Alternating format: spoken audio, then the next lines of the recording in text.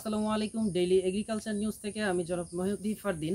আজকে আপনাদের মাঝে এমন একটা কৃষি বিষয়ক নতুন একটা আবিষ্কার, এখানে G9 অনেক আগেই আবিষ্কার হয়েছে, তবে আমাদের শেরপুর জেলায় আঙ্গুরি আন্টির যে একটা চিন্তা ভাবনা থেকে তার বসতবাড়ির সামনেই এখানে দেখেন কিছু অংশ ফেলে রেখেছিল, সে বুদ্ধি করে তার উপস্থিত বুদ্ধি করে এখানে G9 লাগিয়েছে। তো G9 দেখতে কেমন হয় এবং G9 কলার উপকারিতা কি, বাজারে এর দর কত, এই বিষয়টাই এই ভিডিওটির মাধ্যমে আপনাদের মাধ্যমে তুলে ধরতে চাচ্ছি। তো দর্শক, যে G9 কলার কথা বলছিলাম, অবশ্যই এটাই হচ্ছে সেই আঙ্গুরি আন্টির কলা।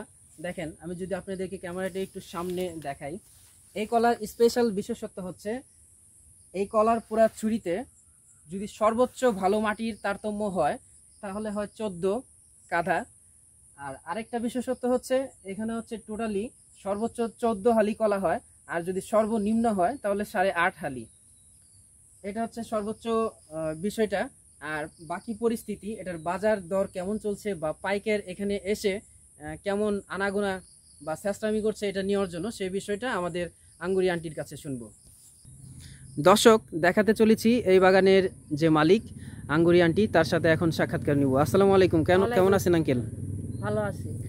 তো আন্টি, আমি শুনলাম যে আপনার এই বসত বাড়ির সামনে আপনি হঠাৎ করে ইউটিউব দেখে এরকম G9 কলা লাগাইছেন। তো ইউটিউব দেখছেন? তো মোবাইলে দেখছি, দেখে ওই চারাটা নিয়ে আসছি ইন্ডিয়া থেকে।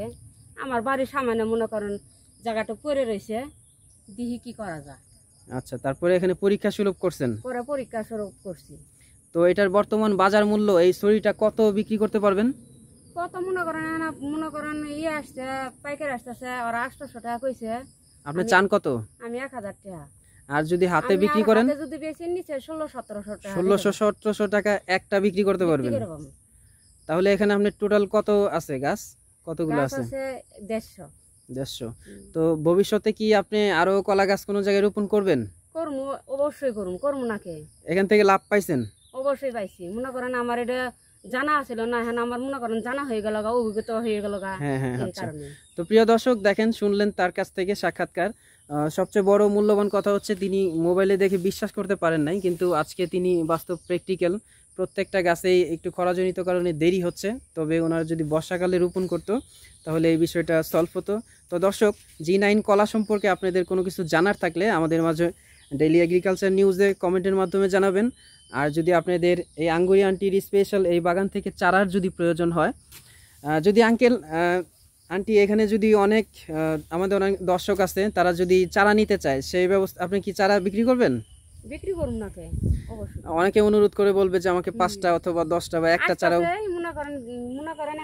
মনে করেন কলা গাছটি হয়েছে, কলা নামার পরে আমি চারা মনে করেন অন্য জায়গা আমি লাগাইমু। লাগানোর পরে বেশি হলে পরে আমি ছাড়ে দেব। ও আচ্ছা। তো দর্শক দেখেন, উনি তার যে একটা সত্য কথা সেই বিষয়টা বললো, বাণিজ্যিকভাবে না, উনি লাগানোর পরে যদি অবশিষ্ট থাকে অবশ্যই আপনারা পাবেন। সেই সুবাদে ভালো থাকবেন, সুস্থ থাকবেন। এরকম নিত্য নতুন একটা ভিডিও নিয়ে আমি মেহেদি ফারদিন আবারও হাজির হব। আল্লাহ হাফেজ।